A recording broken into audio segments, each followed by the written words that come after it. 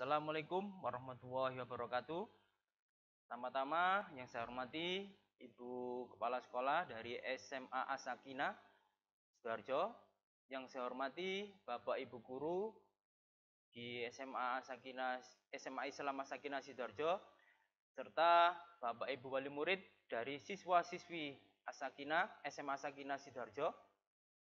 Pertama-tama kita panjatkan puji syukur kehadirat Tuhan Yang Maha Kuasa karena berkat rahmat dan hidayahnya sehingga pada pagi hari ini kita masih diberikan keselamatan, kesehatan, ya.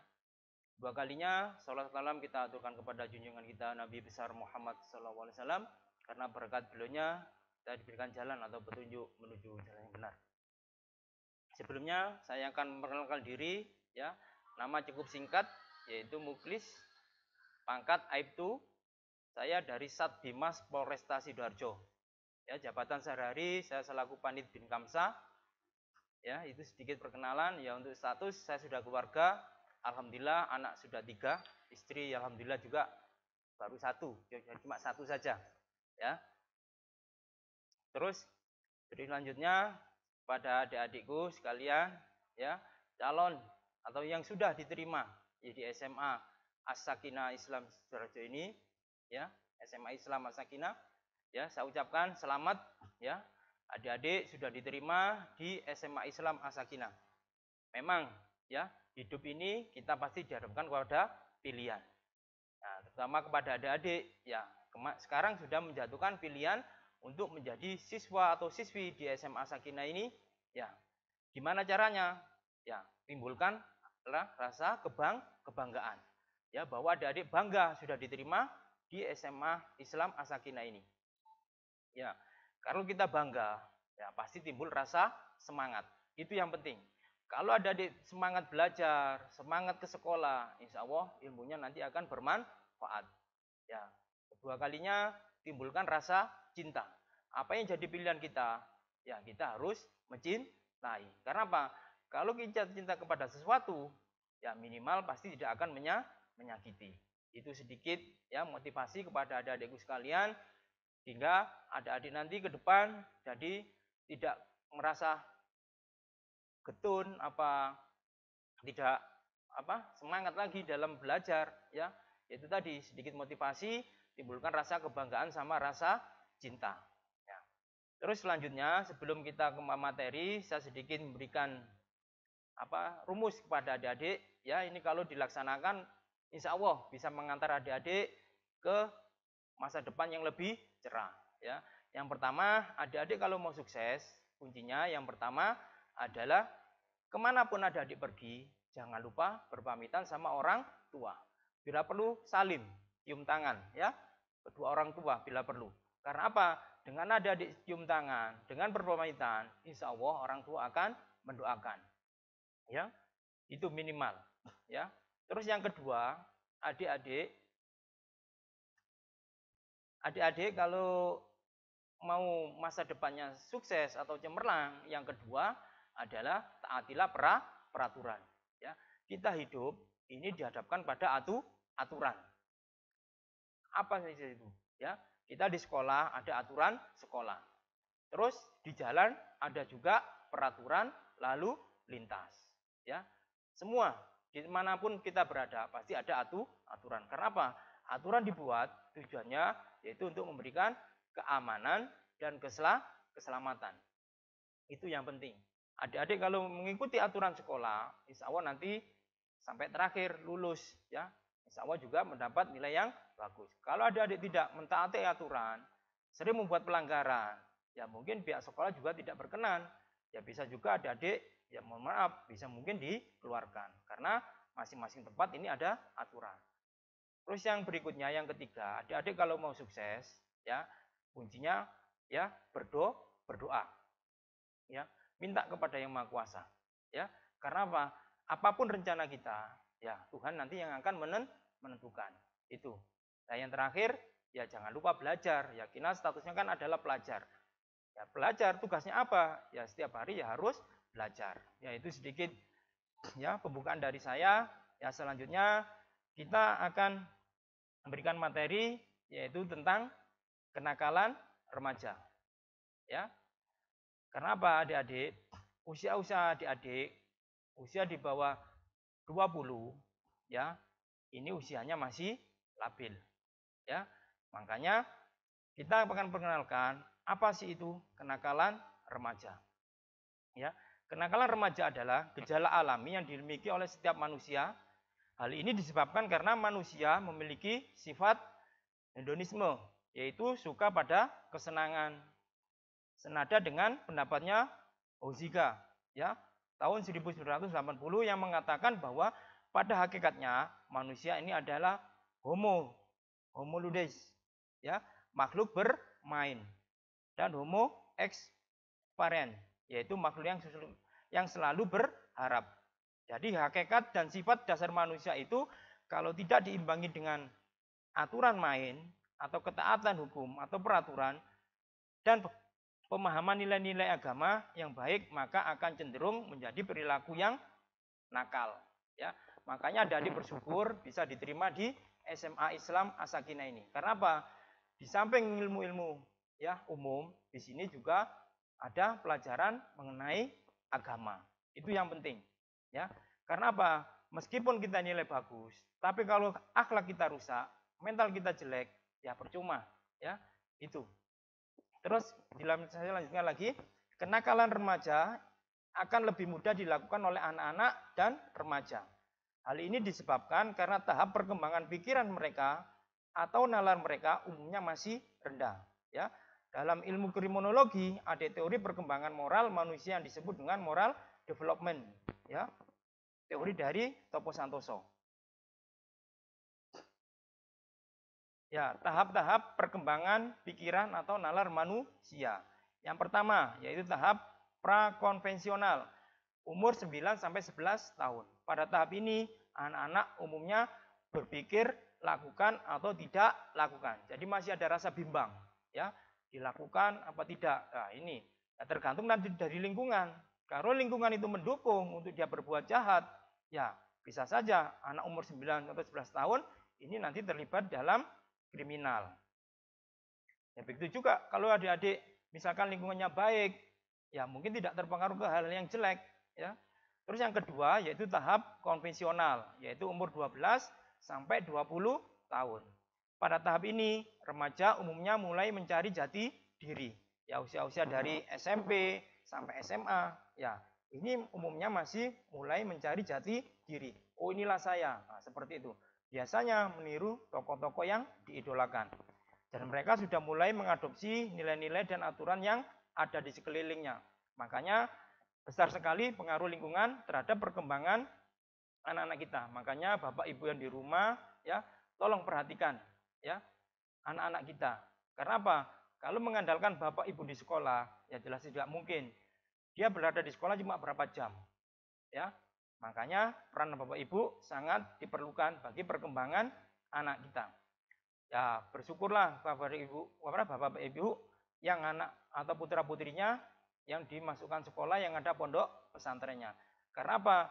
Mungkin Bapak Ibu sibuk bekerja, tidak sempat mengawasi, ya makanya diberikan kepada pihak-pihak pengelola atau pondok pesantren. Terus yang ketiga, yaitu tahap postkonvensional, yaitu umur lebih dari 20 tahun.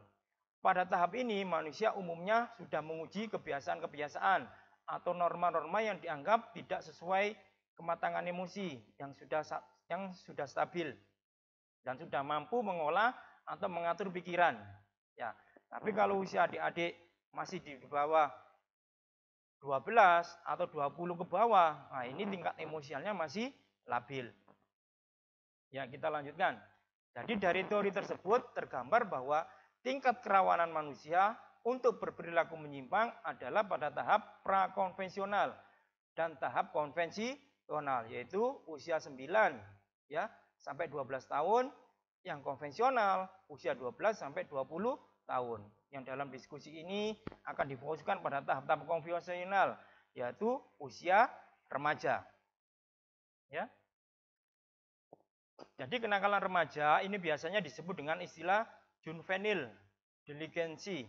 Juvenil berasal dari bahasa Latin juvenilis yang artinya anak-anak muda, Sedangkan diligent berasal dari bahasa Latin, dilinguere, yang berarti terabaikan, mengabaikan, dan kemudian menjadi perbuatan yang menyimpang.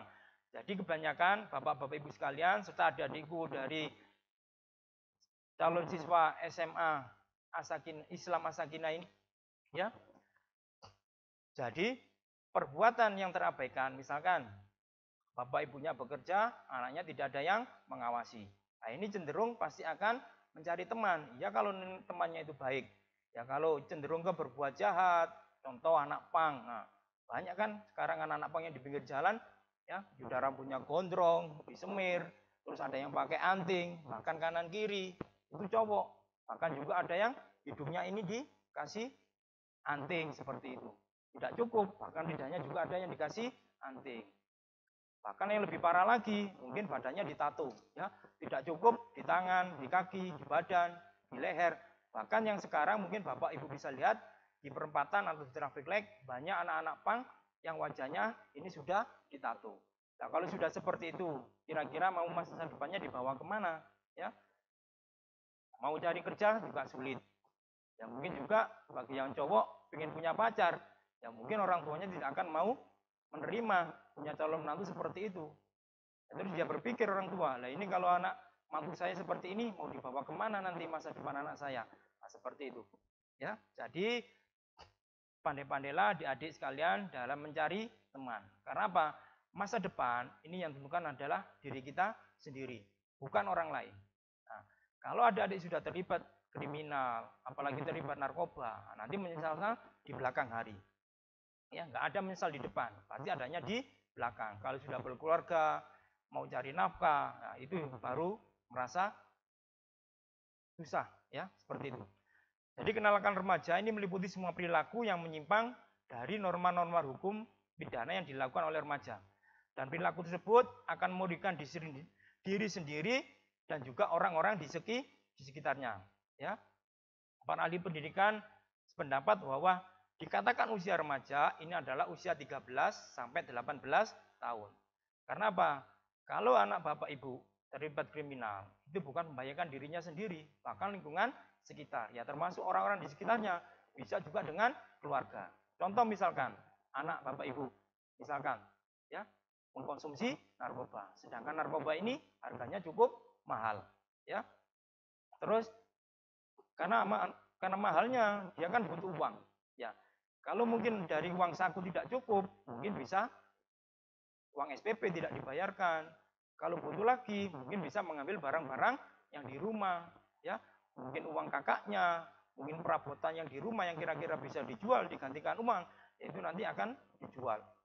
Nah, kalau sudah di rumah habis, ya pasti nanti larinya keluar. Karena apa? Orang terlibat narkoba, ya, ini tidak akan bisa sembuh, ya. Setiap hari, setiap saat pasti ingin mengkonsumsi, ya, karena sudah menjadi ketergantungan, ya, itu. Terus saya lanjutkan lagi, ya, jenis-jenis kenakalan remaja, ya, yang pertama yaitu penyalahgunaan narkoba. Jadi narkoba ini adalah obat atau bahan yang berbahaya bagi tubuh manusia atau zat adiktif yang terkandung di dalam narkoba. Dan narkoba ini dapat mempengaruhi perasaan, emosi, mood bagi yang mengkonsumsinya. Ya. Mengapa orang mengkonsumsi narkoba? Yaitu yang pertama, mungkin karena ingin coba-coba. Yang kedua, mungkin untuk merasakan kesenangan. Ya, mungkin ada, ya, yang mengatakan bahwa kalau kita mengkonsumsi narkoba itu bisa meningkatkan kinerja tubuh. Itu mustahil. Namanya orang mengkonsumsi narkoba, kalau sudah mabuk, ya badannya pasti lunglai, lemas, kesadarannya berkurang. Yang ketiga yaitu biasanya rasa ingin tahu. Ya. Yang kedua, kenakalan remaja yaitu seks bebas. Ya. Perbuatan seks bebas adalah perbuatan layaknya suami istri yang dilakukan di luar perkawinan atau sebelum perkawinan. Ya. Makanya Bapak Ibu tolong diawasi. Meskipun anak kita pegang handphone, ya sekali-kali dikontrol. Karena sekarang apa? Sekarang zaman IT. Mudah, kita mengakses apa saja, tinggal pencet, ya pasti keluar. Ya, Makanya sekali-kali dikontrol anaknya. Ya, coba lihat handphone Muna, seperti itu. Sebenarnya mudah kalau mau kita mengkontrol anak-anak dari usia kita anak sekolah SD misalkan. Nah, mungkin habis sholat maghrib atau habis sholat isya waktu jam makan malam dipanggil anaknya. Nak sini nak, dek sini dek. Nah, coba bawa tasmu, bawa ke sini. Nah, buka, dilihat bukunya. Bener nggak hari ini anak saya sekolah? Bener nggak anak ini belajar di sekolah? Ya. Terus kalau memang dikontrol itu nilainya kurang, ya Bapak Ibu bisa mungkin mensekolahkan atau ada les tambahan atau dikursuskan seperti itu. Nah, kalau tidak dikontrol, ya mungkin suatu saat Bapak-bapak melihat anaknya nilainya jelek, begitu waktu kenaikan kelas tidak naik kelas, baru Bapak Ibu ya terutama bapaknya kebakaran jenggot. Tuh anak saya kok nilainya jelek. Nah, baru menyesal di kemudian. Makanya dikontrol Pak. Itu kalau tingkat-tingkat SD. Kalau tingkat SMP, ya sama juga Pak, dikontrol habis maghrib biar ada kedekatan ya sebelum atau selesai makan malam, ya dibawa tasnya, dibuka bila perlu, ya ditium tasnya itu, ya dikeluarkan bukunya, dicium tasnya. Barangkali anak kita menyimpan rokok atau membawa minuman keras. Karena apa? Kalau anak kita membawa rokok atau minuman keras di dalam tas sekolah, ini biasanya baunya masih tertinggal. Itu kalau kita mau mengontrol. Nah, kalau sudah SMA, ya lebih ekstra lagi, ya mungkin dari temannya, mungkin juga dari handphone yang dia punya, ya sekali-kali dikontrol, ya. Karena apa Pak? Kita mengontrol anak, ibaratkan kita ini menanam pohon, ya. Kalau dari kecil kita kontrol, ya mungkin kurang lurus kita betulkan. Ini masih muda Pak, pasti nanti tumbuhnya bagus sesuai dengan harapan kita. Coba bayangkan, bapak-bapak nanam pohon 2 misalkan, satu ini terawat, dikontrol, satu ini dibiarkan, yang penting ditanam, ya seperti itu. Ya tumbuhnya juga nanti tidak beraturan, mungkin ada juga yang bengkok. Nah kalau sudah bengkok, ya Bapak Ibu mau betulkan susah. Kalau dipaksa pun bisa juga pohon ini patah, bisa juga pohon ini mati karena tercabut dari akarnya. Itu makanya dari awal tolong dikontrol anaknya, ya. Terus akibat-akibat dari seks bebas, mungkin dapat terkena berbagai macam penyakit HIV atau AIDS, sifilis, dan penyakit kelamin lainnya.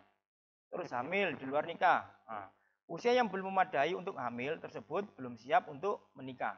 Ya, ini yang dirugikan biasanya dari pihak perempuan. Ya, kalau sudah tahu hamil, nanti ditinggal sama pacarnya. Ya, itu yang tidak kita harapkan. Ya, yang ketiga yaitu tawuran atau perkelahian. Ya, biasanya di kota-kota besar sering terjadi. Ya, tawuran, perkelahian antar pelajar, ya lain sekolah, mungkin gara-garanya sepele, mungkin hanya rebutan pacar, mungkin hanya serempetan di jalan, mungkin karena cuma omongan, ya kan sekarang banyak media sosial, ya banyak berita-berita hoak yang seolah-olah kita ini diadu domba. Makanya berhati-hatilah dalam berkomunikasi, ya pilih, ya apa itu berita-berita, bener nggak ini hoak, bener nggak ini asli. Nah, seperti itu, ya. Terus yang keempat, ya kenakalan remaja yaitu biasanya adalah balap liar, ya balap liar. Karena apa?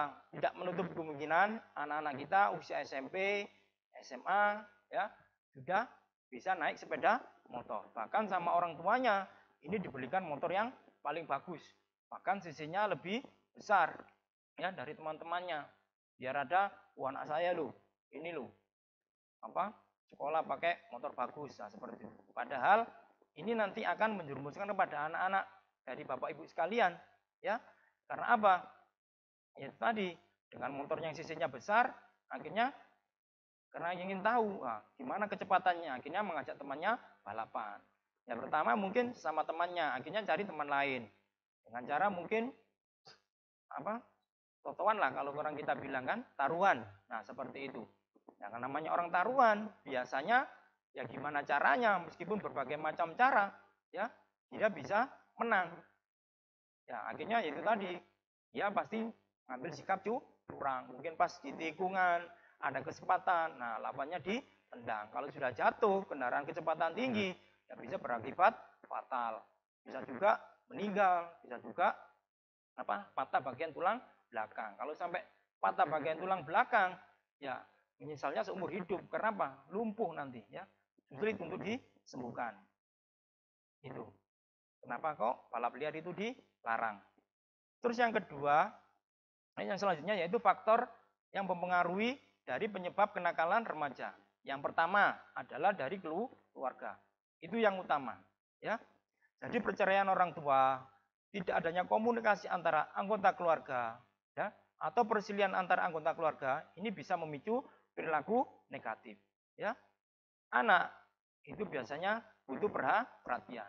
Kalau dari keluarga, dari orang tua, tidak ada yang memperhatikan, ya dia pasti akan cari teman di luar. Ya kalau temannya baik-baik, ya kalau temannya yang macam anak pang, anak yang suka minuman keras, yang suka narkoba, ya sedikit banyak anak kita pasti akan terpengaruh. Ya. Dan pendidikan yang salah di keluarga, ya, seperti terlalu memanjakan anak, ini juga tidak bagus, ya. Karena apa? Anak kalau dimanjakan, nanti masa depannya dia akan cengeng, ya. Semua pasti akan mengharapkan dari bantuan orang lain atau bantuan dari orang tua. Coba dididik sekarang mulai mandiri, ya. Kira-kira anak saya ini mampu enggak? Nah, silakan Bapak Ibu dilepas, ya. Yang penting tetap dikontrol. Ya, mungkin terlalu keras terhadap anak, ya. Terlalu keras juga tidak bagus, ya. Nanti dia pasti cari sasaran di luar. Mungkin di rumah sering dimarahi, sering dipukuli, akhirnya mungkin pelampiasannya nanti sama temannya atau ke dari siswa-siswa yang lain seperti itu. Yang berikutnya adanya kurangnya kasih sayang dari orang tua. Nah, kurangnya kasih sayang ini biasanya kalau orang tua sama-sama bekerja, ya. Jadi sudah nyampe di rumah, namanya bapak ibu dari pagi bekerja, ya biasanya sudah capek. Apalagi sekarang sudah zamannya handphone. Nyampe rumah pasti yang dipegang adalah handphone seperti itu. Pagi-pagi sudah berangkat. Makanya kurangnya komunikasi, kurangnya kasih sayang, ini yang bisa menyebabkan kenakalan dari anak-anak kita, ya. Kurangnya pengawasan dari orang tua, ya. Tidak memberikan pendidikan agama yang bisa menyebabkan terjadinya kenakalan remaja. Makanya ya saya bersyukur sekali jadi adik-adik ini sudah menjatuhkan pilihan di SMA Islam As-Sakinah ini adalah pilihan yang tepat, ya. Karena apa? Di samping ilmu-ilmu umum, ya, mungkin sore ada pembekalan agama. Mungkin apalagi yang mondok di sini, ya. Jadi pergaulannya, komunikasinya ini lebih terarah. Kita kalau berada di pondok pesantren. Ya mungkin kalau yang nggak mondok, yang pulang ke rumah, ya mungkin orang tua yang punya peran. Yang kedua, faktor dari penyebab kenakalan remaja ini adalah pengaruh dari teman sepermainan, teman pergaulan, dan teman yang tidak sebaya atau tidak selevel, ya, atau berteman dengan anak-anak nakal, ya. Jadi pengaruh teman ini juga sangat besar, ya. Kemana kita, ya, anak kita main, ya, di situ kita orang tua harus tetap mengkontrol siapa teman-teman anak kita. Ya, siapa teman dia bergaul. Kalau keluar rumah, dia ke rumah siapa, seperti itu. Ya, yang tiga, yaitu pengaruh dari lingkungan. Ya, jadi lingkungan yang kurang baik ini berdampak negatif. Ya, tidak adanya media penyalur bakat dan hobi. Ya, makanya anak-anak ibu kalau punya hobi, ya silakan disalurkan. Kalau punya voli, ya alangkah baiknya diikutkan klub. Sepak bola juga sama. Ya, seperti itu, ya. Jangan sampai anak kita ini nggak ada kegiatan, Bapak Ibu. Kalau tidak ada kegiatan, ya pasti pegangnya handphone, ya. Terus timbul pikiran-pikiran negatif. Kalau ada kegiatan, ada aktivitas, ya mungkin tubuhnya akan menjadi sehat, ya. Terus bakatnya juga tersalurkan. Ya begitu juga mungkin dari bakat dari hobi, ini akan bisa mendukung prestasi. Ya apalagi kalau Bapak Ibu anaknya mau sukses, ya mau bekerja baik di TNI maupun Polri maupun pegawai negeri yang lain. Nah ini juga nanti ada tes kesehatan, ada tes kesemaptaan. Ya itu semua kalau tidak dilatih dari awal, ya jelas tidak mungkin. Contoh saja lari. Kalau kita tidak biasa lari, begitu kita suruh lari, ya nggak mungkin bisa mendapatkan hasil yang maksimal.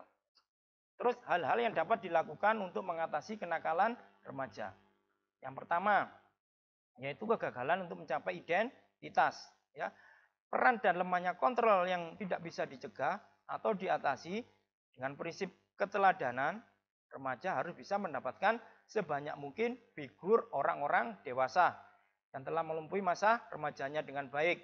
Ya, mungkin bisa ke ustadz kalau yang laki-laki, kalau ke ustazah, mungkin juga ya kita mengacunya kepada orang-orang yang sudah sukses. Ya, karena apa? Orang sukses ini biasanya diawali dari awal dulu. Mungkin dari remajanya dia belajar keras, mungkin remajanya dia juga bekerja keras, ya, sehingga masa depannya sukses. Ya. Terus yang kedua, adanya motivasi dari keluarga, guru, teman sebaya untuk melakukan ya poin-poin pertama tadi, ya, yaitu untuk mencari figur yang baik. Terus yang ketiga, kemampuan dari orang tua. Kemauan dari orang tua untuk membenahi kondisi keluarga sehingga tercipta keluarga yang harmonis, ya. Jadi keluarga yang harmonis, komunikatif dan nyaman ini bukan orang lain, Bapak Ibu ya, yang menciptakan, tapi Bapak Ibu sekalian yang di rumah, ya. Antara orang tua, ya, Bapak Ibu, juga anak, ya harus terjalin komunikasi. Terus yang remaja pandai memilih teman, yang seperti tadi, ya, pandai-pandailah dalam memilih teman dan lingkungan, ya. Karena apa? Teman yang baik, lingkungan yang baik, serta orang tua yang memberi arahan dengan siapa dan komunikasi kemana remaja ini harus bergaul, ini akan mengantar anak-anak kita menuju masa depan yang sukses. Ya, teman yang baik adalah mereka yang memberikan perlindungan apabila kita kurang hati-hati, menjaga ya barang-barang kita apabila kita lengah, memberikan nasihat apabila kita menyalahi dari aturan. Ya. Terus yang kelima, remaja membentuk ketahanan diri agar tidak mudah terpengaruh jika ternyata teman-temannya atau komunitasnya yang tidak sesuai dengan harapan. Ya, jadi kembali kepada diri adik-adik sekalian. Ya, usia-usia remaja. Ya, bentengilah diri adik-adik sekalian. Ya, katakan pada diri adik-adiknya. Ya, kepada diri adik-adik sekalian. Jangan sekali-kali terpengaruh ya atau mencicipi apa yang namanya narkoba. Ya, karena apa? Sekali mencicipi pasti timbul ketergantungan. Terus yang kedua, ya, untuk membentengi diri, ya, pelajarilah ilmu agama. Karena apa? Apapun agama yang kita peluk pasti mengajarkan yang baik-baik. Enggak mungkin agama ini mengajarkan yang jelek. Ya, makanya adik-adik bersyukurlah kalau kita berada di pondok pesantren atau sekolah yang berbasis dengan agama.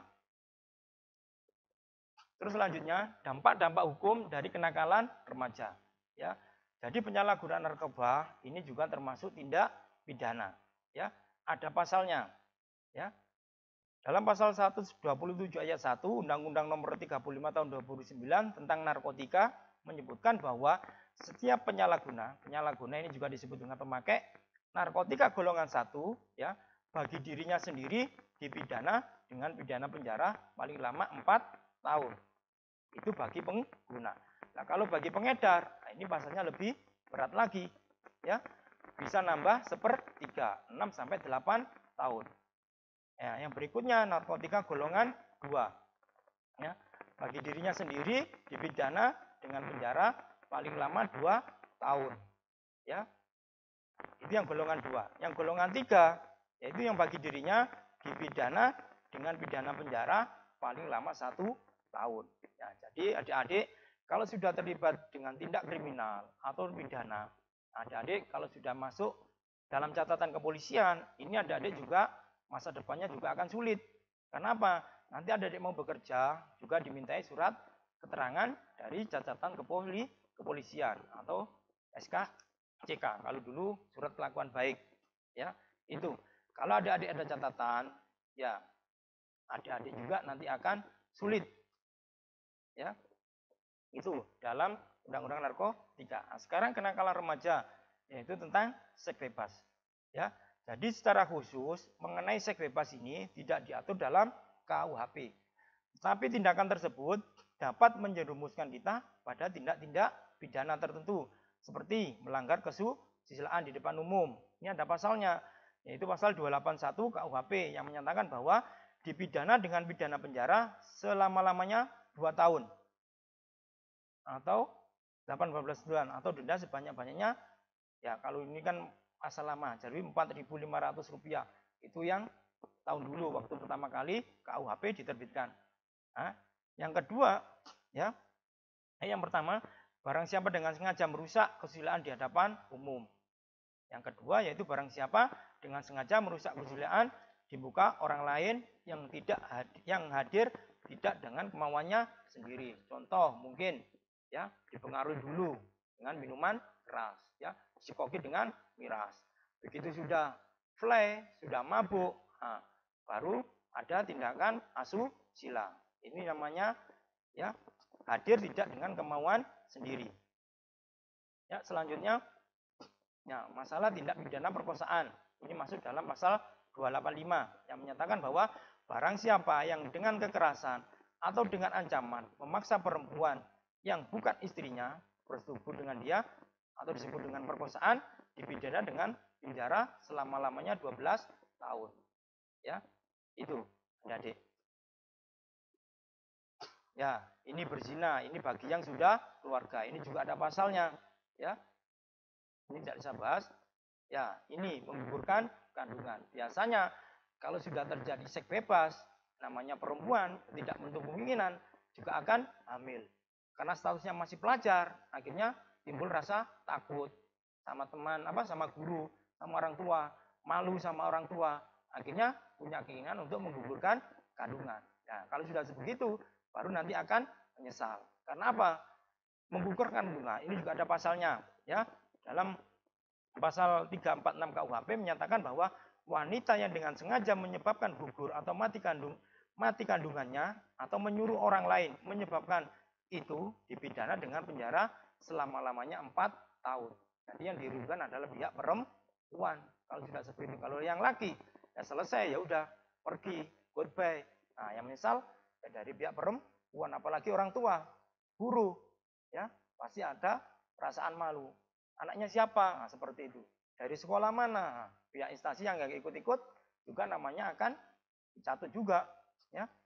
Terus dalam pasal 348 KUHP menyatakan bahwa barang siapa dengan sengaja menyebabkan gugur atau mati kandungan seorang wanita dengan izin wanita itu dipidana dengan pidana penjara selama-lamanya 5 tahun. Ini mungkin turut serta membantu ya dalam proses pengguguran, mungkin dengan cara dipijat, mungkin kita dengan memberikan obat. Nah, yang memberikan ini berarti turut serta, ya. Itu namanya membantu dalam proses pengguguran. Terus jika perbuatan itu berakibat wanita itu mati, ya bisa dipidana penjara selama-lamanya 7 tahun. Ya, itu. Nah, membunuh anak, apalagi sudah lahir terus dibunuh, ini juga ada pasalnya, ya, pasal 341, ya. Yang menyatakan bahwa seorang ibu yang karena takut akan diketahui sudah melahirkan anak, nah pada seketika itu anak itu dilahirkan dan tiada berapa lama sudah dilahirkan dengan sengaja menghilangkan nyawa atau membunuh, anak itu dipidana karena bersalah melakukan pembunuhan. Nah, dengan pidana selama-lamanya yaitu 7 tahun. Ya. Ya, dampak-dampak ya hukum dari kenakalan remaja, ya. Ini pasal-pasalnya banyak, nanti bisa adik-adik pelajari sendiri-sendiri. Ya, ini sedikit ya gambaran tentang kenakalan remaja. Ya, adik-adik makanya berhati-hatilah dalam bergaul. Ya, ini sedikit materi ya tentang kenakalan remaja. Ya. Nanti kalau lebih jelasnya adik-adik bisa dibuka di PowerPoint, nanti dari pihak Bapak Ibu guru akan memberikan. Nah, silakan dipelajari, silakan dibaca lebih detail. Kalau saya memberikan secara garis besarnya saja. Nah, sekarang kita menginjak ya selanjutnya yaitu tentang lalu lintas. Ya, karena apa? Anak-anak usia remaja sekarang sudah bisa menggunakan sepeda motor. Ya, bahkan mungkin kalau menurut penelitian ya dicek mungkin di sekolah-sekolah 80% anak-anak kita sudah menggunakan sepeda motor. Padahal anak-anak kita ini masih usia remaja. Belum diperkenankan untuk mengendarai kendaraan bermotor. Karena apa? Usia remaja 12 sampai 18 tahun atau 17 ke bawah ini belum mempunyai SIM, ya. Karena apa? Syarat punya SIM minimal harus sudah punya KTP. Nah, KTP sendiri ini, ya, batas usianya minimal usia 17 tahun. Ya, kembali lagi, ya, menurut penelitian usia di bawah 17 tahun ini tingkat emosialnya masih labil, mudah terpengaruh oleh lingkungan, oleh teman. Nah, seperti itu. Ya, makanya adik-adik, ini saya sedikit gambaran, ya, tentang aturan lalu lintas. Ya, tidak menutup kemungkinan adik-adik yang menggunakan kendaraan bermotor nggak mungkin dari rumah terus ke sekolah, ya. Itu kalau jaraknya dekat. Kalau jaraknya jauh, ya bisa melewati jalan raya, mungkin main, ya, mungkin berkunjung ke rumah teman, ya pasti melewati jalan raya. Nah, di jalan raya ini juga ada aturan, namanya peraturan lalu lintas, ya, seperti itu. Jadi kita di lalu lintas atau di jalan ini juga ada etika, ya. Etika itu sama juga dengan kesopanan, sopan santun, juga tata cara. Nah, lalu lintas sendiri ini merupakan artinya yaitu gerak pindahnya kendaraan, orang, hewan yang di jalan. Jadi setiap, ya, benda bergerak, ya, baik orang, hewan maupun barang yang di jalan, ya, ini namanya lalu lintas, pergerakan, ya. Itu namanya lalu lintas, gerak pindah kendaraan, ya. Jadi etika berlalu lintas ini adalah tingkah laku dari para pemakai jalan. Ya, siapa saja itu yang menggunakan jalan, ya wajib mematuhi etika berlalu lintas. Ya, dalam melaksanakan undang-undang dan peraturan lalu lintas, ya. Serta norma-norma sopan santun antara sesama pemakai jalan, ya. Jadi kita di jalan ini juga ada rambu-rambu lalu lintas, ya. Traffic light itu dibuat tujuannya ya bukan Pak Polisi ini mencari kesalahan, tidak, ya. Tapi tujuannya yaitu memberikan keamanan dan keselamatan bagi pengguna jalan, ya. Seperti itu, ya. Contoh saja traffic light, ya. Saya rasa adik-adik semua, ya, termasuk Bapak Ibu sudah tahu, ya, warna dari traffic light, ya. Kecuali kalau buta warna, ya saya tidak bisa ngomong kalau buta warna. Tapi mayoritas kalau yang sudah tahu warna, tahu artinya apa itu merah, apa itu warna kuning, atau itu warna hijau. Tapi kebanyakan, ya, masyarakat kita patuh kalau ada Pak Polisi. Kalau tidak ada Pak Polisi, ya tengok kanan kiri aman, nah baru diserobot. Padahal tahu kalau lampu merah itu untuk berhenti, lampu kuning untuk hati-hati, hijau baru berjalan. Tapi biasanya yang terjadi di traffic light, ya, kalau sudah menyala lampu hijau, ya, ini kecepatan tinggi. Nah, biasanya kalau kurang 3 meter, 4 meter begitu menyala lampu kuning, ini kan harus hati-hati. Seharusnya Bapak Ibu atau adik-adik sekalian harusnya injak rem, kurangi kecepatan. Tapi biasanya yang terjadi, ya, bukannya injak rem, malah tancap gas. Kenapa? Wah, belum merah aja masih kuning, masih ada kesempatan. Nah, itu bukannya injak rem, tapi tancap gas. Begitu juga sebaliknya, dari arah berlawanan, mungkin dia berhenti waktu lampu merah, ya, karena nunggu lama, karena buru-buru, ya, belum hijau baru kuning, ini juga sama-sama tancap gas. Akhirnya terjadilah kecelakaan. Makanya kenapa sih di Indonesia ini angka kecelakaan cukup tinggi? Karena itu tadi kurang patuhnya dari pemakai jalan, ya, seperti itu. Nah, yang harus menjalankan sopan santun ini siapa? Ya semua orang yang menggunakan jalan, ya. Jadi semua yang menggunakan kendaraan kendaraan yang di jalan ini wajib mematuhi peraturan lalu lintas, ya. Kita lanjutkan, ya. Manusia sebagai pejalan kaki, ya. Kalau kita merasa sebagai pejalan kaki, ya, harus berjalan pada jalan yang diperuntukkan bagi pejalan kaki. Ya, misalkan trotoar, nah seperti itu. Itu memang dikhususkan untuk pejalan kaki, ya. Jangan waktu macet, nah, ada kesempatan, oh ini ada trotoar, kok sepi, nah, dinaikkan motornya di atas trotoar. Nah, ini menyalahi aturan. Ini juga akan membahayakan orang lain, karena bukan peruntukannya. Jadi trotoar ini untuk pejalan kaki. Yang kedua, pejalan kaki yang tidak gunakan trotoar sebaiknya dilaksanakan berlawanan arah dari kendaraan yang berpapasan agar tidak terserempet, ya. Jadi kalau misalkan kita jalan, ya, mengarah ke timur, ya, usahakan kita ngambil jalur yang kanan, yang kira kendaraan yang berlawanan arah ini harusnya berlawanan dengan kita. Tujuannya apa? Ya biar kita bisa melihat. Nah, kalau dari belakang mungkin ada yang kecepatan tinggi, nyerempet, ya kita juga tidak bisa melihat karena ada di belakang kita. Makanya usahakan kalau berjalan kaki, ya upayakan berlawanan dengan kendaraan yang akan kita lewati atau yang bersimpangan seperti itu.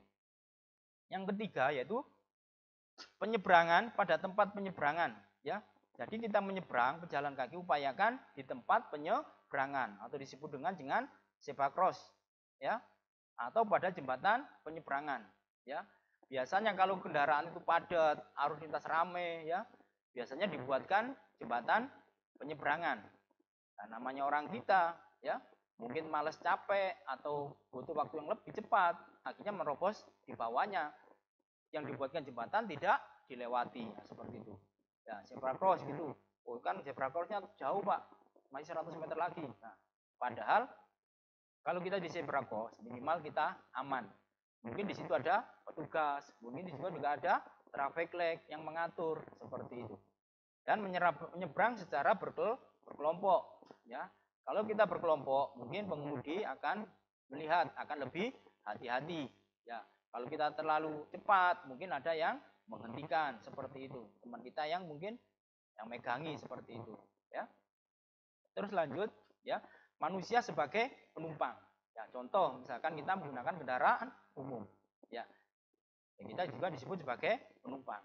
Naik dan turun kendaraan ini harus di tempat yang ditentukan, di halte, ya, itu lebih aman, ya, karena di halte sekarang mungkin juga dilengkapi dengan CCTV, ya, karena mungkin sering terjadi kegiatan tindakan kriminal, pelecehan seksual atau susila, ya makanya dipasang CCTV minimal akan membuat sedikit takut lah bagi pelaku kejahatan. Ya. Terus yang ketiga, ya, waspada. Yang kedua, waspada terhadap barang-barang bawaan, ya, terutama perhiasan. Kalau tidak perlu, ya nggak usah dipakai, simpan aja di rumah, ya. Kecuali kalau mau ke pesta, nah itu kan acaranya resmi dan rame-rame. Kalau cuma pergi ke pasar atau cuma jalan-jalan, nggak usah membawa perhiasan yang mencolok, ya, simpan saja di rumah. Karena apa? Perhiasan yang banyak atau mencolok ini bisa menimbulkan kerawanan, ya. Apalagi sekarang di tengah merebaknya pandemi virus corona, ya. Banyak yang orang di PHK, banyak yang orang tidak bekerja. Namanya orang tidak bekerja, ya, terus perutnya lapar, ya pasti timbul pikiran-pikiran jahat, ya. Gimana caranya? Namanya orang lapar, ya pasti menghalalkan segala cara. Makanya mulai sekarang hati-hati, ya. Bila perlu remaja putri gunakanlah jilbab, ya, pakai rok panjang, ya. Karena apa? Ya, orang bisa berbuat jahat itu dari kita sendiri. Karena ada teori kejahatan yang menyatakan bahwa kejahatan itu adalah produk masyarakat itu sendiri. Jadi bukan orang lain yang menciptakan, tapi diri kita sendiri. Contoh, ya mungkin dengan bawa perhiasan terlalu banyak, ya sedikit banyak akan mengundang orang untuk menjamret atau merampas seperti itu. Contoh lagi mungkin remaja putri yang memakai rok terlalu minim, pakai baju you can see. Nah, orang melihat ya pasti akan timbul pikiran-pikiran negatif. Nah, kalau pakaian busana muslim, apalagi celana panjang, terus pakai jilbab, secantik apapun, ya, sekiranya dari pihak kaum hawa, ya mungkin cuma ngagumi aja sekilas, oh cantik gitu aja. Beda kalau pakai pakaian minim, ya pasti ada timbul pikiran-pikiran negatif. Makanya kejahatan ini produk masyarakat itu sendiri. Ya, jadi kelemahan yang ada dalam masyarakat ini akan memacu atau melahirkan suatu tindak kejahatan, ya. Terus yang ketiga, apabila kita menumpang kendaraan, ya kita harus berani menegur atau memperingatkan sopir apabila sopir ini terlalu ngebut atau ugal-ugalan atau membahayakan baik penumpang maupun pemakai jalan yang lain. Jadi adik-adik kalau menaik kendaraan angkutan umum, kira-kira supirnya ini kok ngebut, ya, ya kita harus berani mengingat, Pak, jangan ngebut-ngebut, Pak, pelan saja. Nah, seperti itu. Yang penting kita sampai tujuan. Ya percuma kita cepat tapi tidak nyampe tujuan. Nyampainya kemana? Ya bisa ke rumah sakit, ke kuburan. Nah seperti itu. Banyak terjadi kecelakaan itu tadi karena supir ugal-ugalan. Itu yang banyak. Mungkin supirnya ngantuk. Ya kita juga berani menegur, berani ingat, Pak, jangan ngantuk. Nah seperti itu. Ya tujuannya apa? Ya untuk diri kita sendiri, biar aman, biar selamat. Ya karena apa? Kalau satu mobil itu kecelakaan ya termasuk di dalam kita, diri kita sendiri yang di dalamnya ya ikut mengalami musibah. Juga nanti akan membahayakan orang lain. Ya, kita lanjutkan. Itu manusia sebagai pengemudi. Nah, sekarang manusia sebagai pengemudi ya termasuk adik-adik kalau sudah mengendarai kendaraan ini disebut manusia sebagai pengemudi. Ya, yang pertama itu persiapan sebelum mengemudi ya, persiapkan kendaraan benar-benar dalam keadaan baik atau prima ya sebelum dikemudikan. Cek komponen kendaraan ya, listrik ya, lampu-lampu ya, dicek dulu nyala apa tidak. Kenapa? Sekarang ya ada undang-undang ya, kendaraan bermotor roda 2 kalau siang hari harus menyalakan lampu ya. Mungkin adik-adik tahu alasannya atau Bapak Ibu ya, kalau belum tahu kita jelaskan ya. Kenapa sih kendaraan roda 2 kalau siang hari ini harus menyalakan lampu? Ya, kenapa? Mungkin Bapak Ibu lihat atau adik-adik, kendaraan roda 4, terutama di wilayah kita, nggak usah jauh-jauh lah, ya mungkin di Sidoarjo, ya, ini supirnya berada di sebelah kanan, ya, mohon maaf. Jadi supirnya kemudinya ada di sebelah kanan, ya, seperti itu. Nah, terus biasanya kendaraan roda 2 ini kalau sudah jalan macet ya, ini ngambil jarak ngambil posisinya waktu mendahului ya nggak di sebelah kanan lagi, namanya aturan kalau mengendarai kendaraan harus melampaui dari sebelah kanan.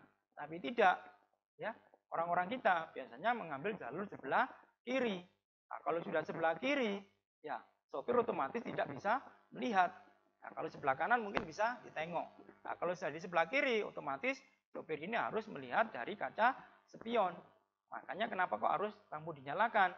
Ya, kalau lampu menyala, nanti kena spion, otomatis sinarnya akan mantul. Lah, pantulannya ini akan dilihat oleh sopir. Oh, ada yang mau mendahului. Jadi hati-hati. Ya, seperti itu. Ya, jadi bukan Pak Polisi ini cari kecelakaan tidak, ya, tapi untuk menjaga keamanan dan keselamatan pengendara itu sendiri. Ya.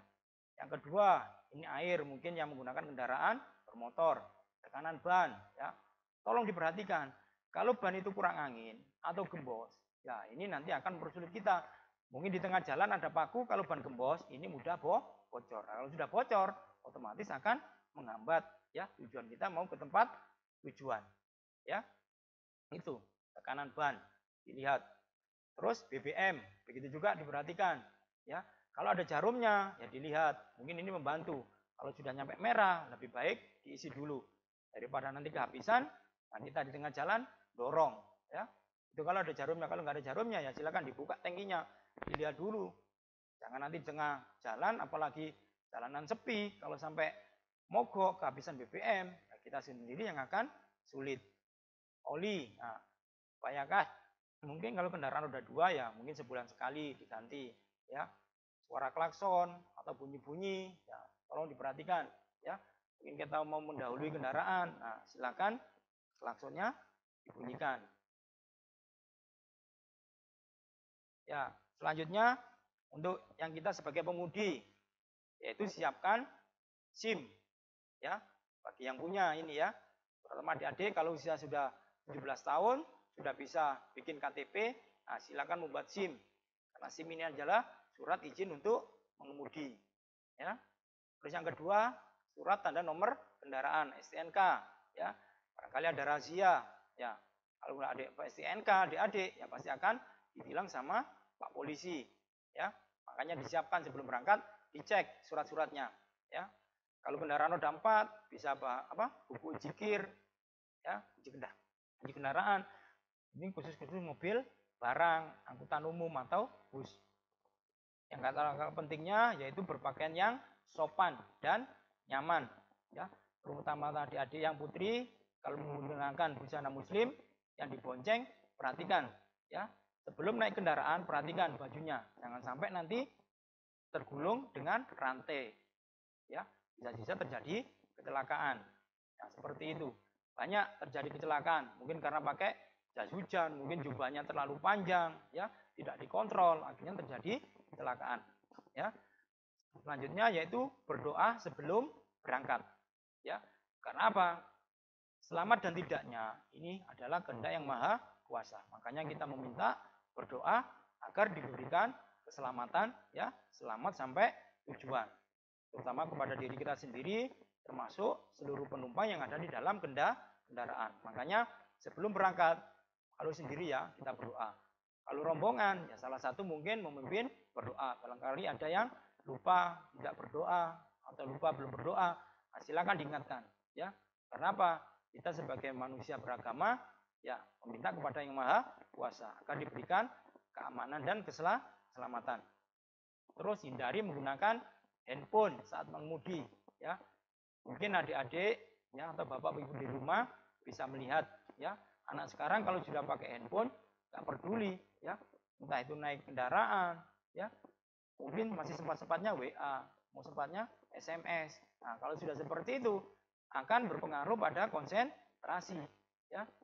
Namanya di jalan harus konsentrasi penuh. Kalau sudah lihat handphone, nggak melihat depan, ya barangkali ada orang yang menyeberang, mungkin ada kendaraan yang motong jalan, ya bisa terjadi kecelakaan. Nah, yang berikutnya hindari penggunaan minum-minuman keras atau obat-obat terlarang. Biasanya kalau minuman keras itu tadi membuat pemakainya ini play, ya hilang kesadaran. Itu juga dengan obat-obat terlarang, ya. Apalagi mungkin adik-adik mungkin sakit, ya. Minum obat flu yang ada efeknya ngantuk. Nah, jangan sekali-kali menggunakan kendaraan bermotor karena bisa membahayakan diri adik-adik sendiri, bisa juga nanti membahayakan orang lain. Nah, sekarang kewajiban dari pengemudi. Ya, yang pertama harus mampu mengemudikan kendaraan dengan wajar. Ya, makanya sebelum di jalan, adik-adik harus mahir dulu, ya, belajar di tanah lapang atau di sekitaran rumah seperti itu. Jangan langsung belajar di jalan raya karena akan membahayakan ya baik dirinya sendiri juga pengguna jalan yang lain. Yang kedua, yaitu mengutamakan keselamatan dari berjalan kaki. Ya. Itu diutamakan, ya. Kalau ada orang menyeberang, ya alangkah baiknya kita berhenti terlebih dahulu, beri kesempatan. Ya, baru kita lanjutkan kembali. Itu nggak butuh waktu lama, paling lama 1 menit. Ya, makalah hormatilah pengguna atau pejalan kaki. Yang ketiga, menunjukkan STNK atau SIM, surat izin mengemudi, ya berarti bertanda bahwa kita sudah lulus uji. Ya, kalau SIM C, ya apa SIM? Kalau kendaraan bermotor, ya bisa menggunakan SIM C. Kalau kendaraan roda 4, bisa menggunakan SIM A. Ya, tergantung dari kebutuhannya. Ya, kalau kendaraannya besar bisa menggunakan SIM B1 atau B2 ya, tergantung dari kebutuhan. Yang keempat, mematuhi ketentuan tentang kelas jalan, rambu-rambu ya, marka ya. Jadi hati-hati adik-adik ya. Marka ini tolong juga diperhatikan. Kalau marka itu lurus, nggak garis putus-putus ya, berarti dilarang mendahului. Kalau marka itu putus-putus, berarti adik-adik diperbolehkan untuk mendahului. Biasanya garis yang tidak putus, ini biasanya kalau di tikungan atau di tanjakan. Nah, seperti itu. Ya. Terus jangan lupa menggunakan helm standar. Ya. Apalagi sekarang adik-adik ya, jangan sampai tidak menggunakan helm. Ya. Mungkin adik-adik bisa lihat ya, sekarang ya dimanapun tempat ya pasti diwajibkan menggunakan masker ya, apalagi menggunakan kendaraan bermotor lebih baik menggunakan masker juga pakai helm yang standar, terutama ada kacanya ya. Kenapa? Kita berada di luar ya, tidak tahu lingkungan itu mungkin ada yang terpapar ya. Ini untuk apa? Ya untuk diri kita sendiri ya. Banyak manfaatnya helm. Yang pertama bisa melindungi kita dari virus ya. Untuk sekarang itu virus corona atau COVID-19. Mungkin bisa juga melindungi kita dari sinar matahari yang terik karena kan musim kemarau. Kalau musim hujan ya begitu juga kita bisa terlindung dari tetesan air hujan. Itu. Dan berikutnya kita menggunakan helm kalau jatuh ya minimal ada yang melindungi ya. Jadi kepala kita tidak langsung berbenturan dengan benda keras atau aspal. Ya kalau menggunakan kendaraan roda 4 ya jangan lupa menggunakan sabuk keselamatan ya. Itu diperuntukkan tujuannya pengemudi biar nyaman ya dalam mengemudi ya. Bukan Pak Polisi cari-cari kesalahan, tidak ya. Semua pengemudi harus pakai helm ya. Itu tidak ada untungnya juga bagi Pak Polisi ya. Kalau nggak pakai helm pun juga yang jatuh ya, yang sakit siapa? Ya pasti yang pengguna kendaraan sendiri. Ya, Pak Polisi cuma hanya mengingatkan, menghimbau ya untuk keselamatan kita bersama.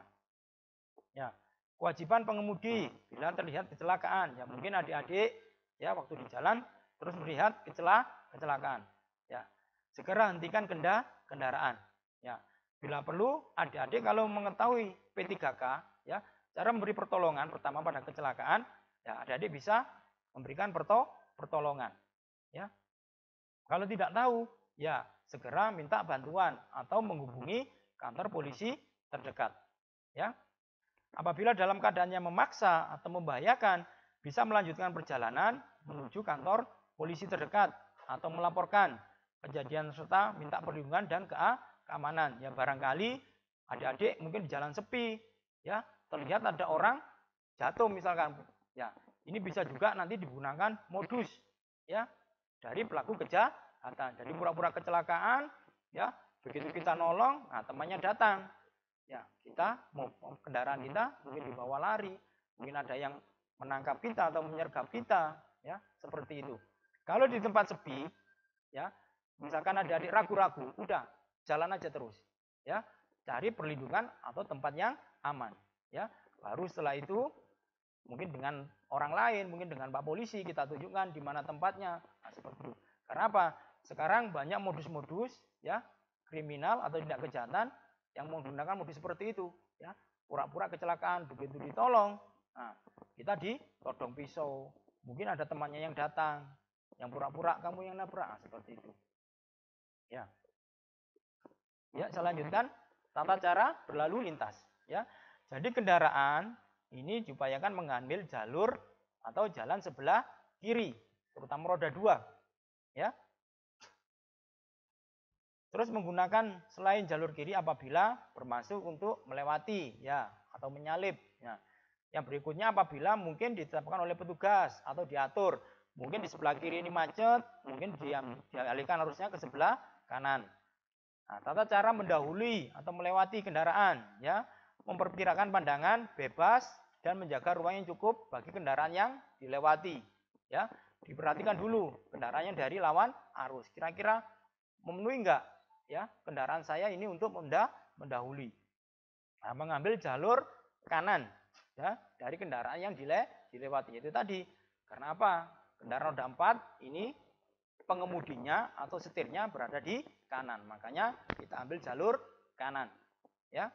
Terus yang ketiga, dapat mengambil jalur kiri apabila lajur kanan dalam keadaan macet. Ya. Terus bermaksud untuk membelok kiri, ini enggak apa-apa. Ya, kita ambil jalur sebelah kiri. Karena itu tadi, mungkin sebelah kanan harusnya macet. Ya. Tata cara berpapasan, ya. Ini sepele tapi tolong diperhatikan, ya. Kalau berpapasan dengan pengemudi, ya, kendaraan yang berlawanan arah pada jalan 2 arah yang tidak dipisahkan, ya, tidak ada pembatas misalkan, ya, secara jelas harus memberi ruang gerak yang cukup. Jangan sampai nanti serempetan. Kecuali kalau di jalan tol itu kan ada pembatas, ya.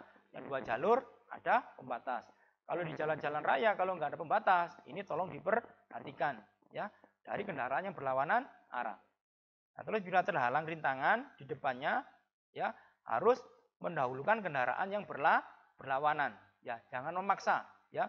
biarkan kendaraan yang berlawanan lewat dulu, baru kita akan mendahului. Terus yang berikutnya, apabila pada tanjakan atau di ketinggian, ya mungkin di bukit, ya jalan-jalan yang tinggi atau menurun, yang tidak mungkin bagi kendaraan saling berpapasan. Nah, kendaraan yang arahnya turun ini harus memberikan kesempatan, ya bagi kendaraan yang naik. Karena apa? Kalau kendaraan naik ini harus dengan kecepatan tinggi, ya. Kalau dia tidak kecepatan tinggi, ya bisa juga nanti mesinnya mati, ya langsung terjadi ya atret kendaraannya, mundur. Ya kalau mundur ke jalan datar ya mungkin masih bisa terkontrol. Kalau sudah tanjakan tinggi, ya kalau mundur tidak terkontrol ya bisa terjadi kecelakaan. Mungkin juga bisa masuk jurang. Nah, seperti itu. Nah, tata cara membelok. Ya, perhatikan. Ya. Akan membelok atau balik arah atau pindah jalur harus mengamati situasi lalu lintas yang di depan atau samping, belakang. Jangan lupa memberi isyarat. Ya, kendaraan kita ini dilengkapi dengan lampu sen. Ya, makanya kenapa sih lampu sen itu harus berwarna kuning? Itu tadi tujuannya biar kendaraan ini hati-hati. Ya, warna depan, lampu depan ini harus yang terang karena untuk menerangi jalan. Nah, lampu belakang diupayakan yang warna gelap. Ya, warna gelap dalam artian apa? Ya warna merah. Nah, kalau lampu belakang ini dikasih lampu yang terang seperti lampu yang depan, ya ini juga membuat orang yang di belakang kita silau. Nah, kalau sudah silau, tidak kelihatan jalan, ya bisa terjadi kecelakaan. Makanya ya, kendaraan ini jangan sampai dirubah, ya. Apalagi yang anak-anak muda sekarang kan sukanya merubah, ya. Mungkin bannya diganti kecil, mungkin stangnya diganti tinggi, ya. Mungkin knalpot diganti brong. Nah, kalau sudah seperti itu, ya nanti adik-adik kalau di jalan raya ya jangan disalahkan sama Pak Polisi kalau adik-adik kena tilang. Karena apa? Ban kecil ini juga akan membahayakan pengemudi atau membahayakan pengguna. Ya, knalpot brong ini juga membuat berisik. Bapak saja yang pakai knalpot brong, ya Bapak Ibunya tolong perhatikan. Di rumah suruh starter motornya, suruh belajar yang kenceng. Kira-kira risih tidak Bapak Ibu telinganya? Nah, kalau risih ya begitu juga dengan orang lain. Makanya tolong diperhatikan. Terus yang berikutnya pada persimpangan jalan, ya pengemudi kendaraan dilarang langsung berbelok kiri kecuali ditentukan oleh rambu-rambu lalu lintas atau lampu isyarat. Biasanya di traffic light. Kalau mungkin jarak hanya jalur sebelah kiri ini sepi, ya mungkin ada isyarat belok kiri bisa langsung, itu boleh Bapak Ibu bisa langsung belok. Kalau tanpa rambu-rambu ya silakan berhenti.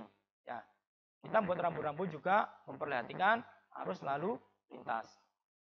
Ya, ya banyak tempat-tempat yang perlu diperhatikan kita yang tidak boleh untuk parkir sembarangan. Biasanya kita pengguna tidak memperhatikan, yang berhenti seenaknya saja, lampu berhenti ya berhenti, seperti itu. Biasanya angkutan yang plat kuning, ya tidak memperhatikan rambu-rambu di mana ada orang berdiri yang kira-kira menyetop, ya itu langsung berhenti. Tidak diperhatikan rambu-rambu. Padahal di situ ada lampu-rambu dilarang berhenti. Jadi tempat-tempat mana yang dilarang parkir? Biasanya yaitu tempat-tempat penyeberangan atau pejalan kaki, ya. Makanya berhenti jangan pas di zebra cross-nya, ya. Kalau bisa lewat 25 atau 50 meter. Terus berhenti pada jalur khusus untuk pejalan kaki, ya. Biasanya di tempat-tempat keramaian ini ada jalur khusus untuk pejalan kaki. Terus dilarang berhenti atau parkir pada tikungan. Kenapa? Kalau berhenti di tikungan ini membahayakan pengguna jalan yang lain. Kalau di tikungan kan pandangannya terbatas seperti itu. Terus di jembatan, kenapa kok tidak boleh? Biasanya kalau jembatan ini lebih sempit, ya. Makanya tidak boleh parkir di situ, ya. Kalau parkir di situ ya otomatis kendaraan di belakang pasti akan mendahului, ambil jalur dari kendaraan yang berlawanan arah. Ini juga akan memicu terjadinya kecelakaan. Terus pada tempat yang mendekati perlintasan atau sebidang dan persimpangan, ya, simpang 4, tidak boleh berhenti. Kalau berhenti ya bisa menimbulkan kemacetan. Terus parkir di muka pintu perkarangan orang, pintu masuk ke rumah orang. ya jangan parkir di situ. Ya, nanti pasti orangnya akan marah. Begitu mau masuk, ada kendaraan parkir di situ, ya jangan salahkan kalau kendaraan kita nanti dipindahkan atau kita dimaki-maki sama yang punya rumah, ya. Karena ya tadi menghalangi keluar masuknya penghuninya, ya. Terus berikutnya pada tempat-tempat yang dapat menutupi rambu atau alat-alat memberi isyarat lalu lintas, ya. Yang berikutnya berdekatan dengan keran pemadam kebakaran atau sumber air sejenis, ya. Ini kenapa kok dilarang parkir ya seperti itu, ya barangkali terjadi kebakaran kan butuh kecepatan, ya. Makanya kalau ada kendaraan menghalangi ya otomatis bisa memperlambat, ya. Selanjutnya, ya, itu saja ya sedikit materi dari saya, ya, tentang kenakalan remaja juga tata cara berlalu lintas. Nah, nanti pendalaman tentang aturan lalu lintas, tentang rambu-rambu, juga masalah narkoba. Apa sih itu narkoba? Macam-macamnya apa saja? Nah, Bapak Ibu atau adik-adik sekalian bisa minta ke Bapak Ibu gurunya. Karena kalau saya jelaskan sedetail mungkin, ya jelas mungkin butuh waktu lama. Nah, adik-adik juga nanti bosan. Ya, untuk mempersingkat waktu, ya mungkin adik-adik bisa minta materinya. Sudah saya serahkan kepada Ibu Andi selaku kepala sekolah, juga Bapak Ibu guru sudah saya berikan materi. Nah, silakan nanti mungkin di copy, ya. Silakan, ya, untuk dipelajari lebih lanjut, ya. Terus saya berpesan karena ini masih ya masa pandemi corona, saya berpesan kepada adik-adik sekalian, Bapak Ibu, kalau keluar rumah ya usahakan menggunakan masker, ya. Jangan lupa ya sering-sering cuci tangan, ya.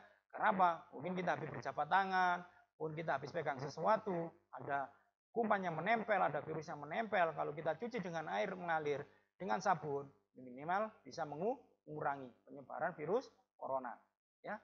Jangan lupa juga ya kalau mungkin dulu kita punya adat istiadat untuk berjabat tangan, ya mungkin mulai sekarang ya dikurangilah, minimal ya dihilangkan. Ya cukup mungkin dengan tangan di depan gini aja sudah tahu bahwa ini sebagai pengganti kita berjabat tangan. Mungkin orang-orang sudah memaklumi karena apa? Memang keadaannya seperti ini. Kita tidak boleh ya ada kontak langsung, ya. Terus jangan lupa jaga jarak, ya, baik di tempat-tempat umum, meskipun nanti belajar, ya. Karena apa? Virus corona ini belum menghilang, ya. Jadi adik-adik tolong perhatikan jarak, ya. Ini tujuannya apa? Ya untuk mencegah jangan sampai kita terpapar, ya. Kalau kita terpapar, ya pasti kita akan menyesal, ya. Karena yang diisolasi bukan diri kita sendiri, mungkin keluarga, ya, bapak ibu kita, ya, adik-adik kita yang ada di sekitar kita juga pasti akan diperiksa, direpit, ya. Kalau hasilnya reaktif, ya bisa mungkin nanti di swab, ya, seperti itu. Makanya adik-adik pandai-pandailah dalam menjaga diri. Sekian dari saya, mohon maaf barangkali ada perkataan yang menyinggung perasaan atau terlalu kasar. Ya sebagai manusia biasa, saya maaf, ya. Saya ucapkan kepada adik-adik selamat belajar, ya. Ya, adik-adik harus pandai-pandai bersyukur, ya. Sudah diterima di SMA Islam As-Sakinah, ya. Timbulkan rasa, sekali lagi timbulkan rasa kebanggaan dan rasa cinta. Itu yang memacu kita untuk bersemangat dalam belajar. Ya, terima kasih. Saya akhiri. Wabillahi taufiq wal hidayah. Wassalamualaikum warahmatullahi wabarakatuh.